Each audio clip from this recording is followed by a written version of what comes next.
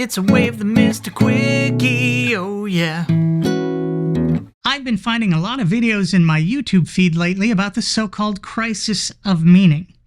And these videos seem particularly directed at me because they're addressing the crisis of meaning for those of us who, like me, no longer have a religion in our lives to impart that meaning to us. Where in this world can a good atheist boy or girl find meaning? When I was a Mormon, this was one of the big draws of the religion. I don't know of any other religion with such a thoroughly and unambiguously detailed plan of salvation. It takes humanity all the way back before the creation of the world, through life on earth, and then all the way into eternity, giving each step along the way the most extraordinary purpose imaginable, to become a god, or possibly a salamander. There's still some debate. As a Mormon, that purpose was my meaning, though the terms are not necessarily interchangeable. I really liked that idea. It seemed to me that if we're going to have to suffer through this horrible mortal mess, there'd better be a really good payoff, and godhood hit the mark for me.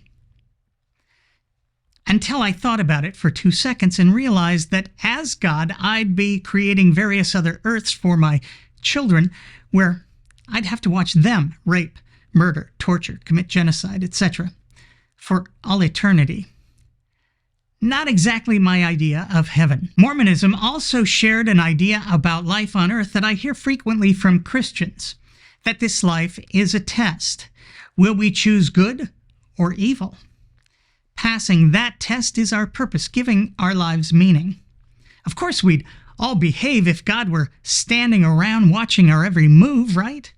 But what would we do away from God's immediate supervision if we had complete freedom? That is the challenge of mortality, which gives this life meaning. This doesn't work either, on any level. God's omniscience means that there's never a time when he's not standing around metaphorically watching our every move. Worse yet, God's omniscience means that he doesn't have to stand around watching our every move.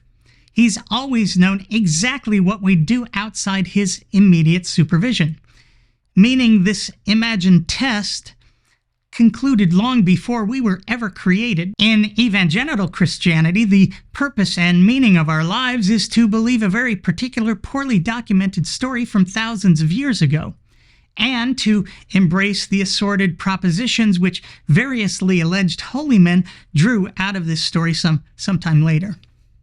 The problem here being that we don't really get to choose what we believe, do we? We're either compelled to believe something or we're not. Where exactly is the meaning and purpose to be found in succeeding or failing at something beyond our control? Thankfully, I solved this meaning problem for myself before I left religion, thanks to philosopher Robert Nozick. If life has no intrinsic meaning and purpose, and really, who wants our meaning and purpose to be determined by someone other than ourselves anyway? Then we have to make our lives meaningful.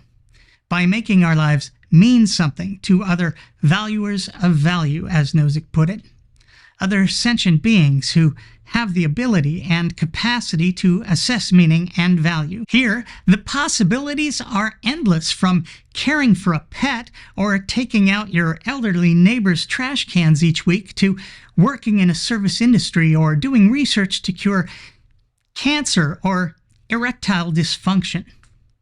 There are endless ways to make your life meaningful, to have your life mean something to someone other than yourself. And this is genuine meaning, right here, right now. You don't have to wait for some imagined next life to experience and enjoy it. Religions only pretend at meaning. Like everything else, the promise never materializes in this life. You always have to wait. Just the advice of wait. So if my offering doesn't do it for you, allow me a variation on Hitchens' razor. What can be asserted without evidence can be dismissed without evidence.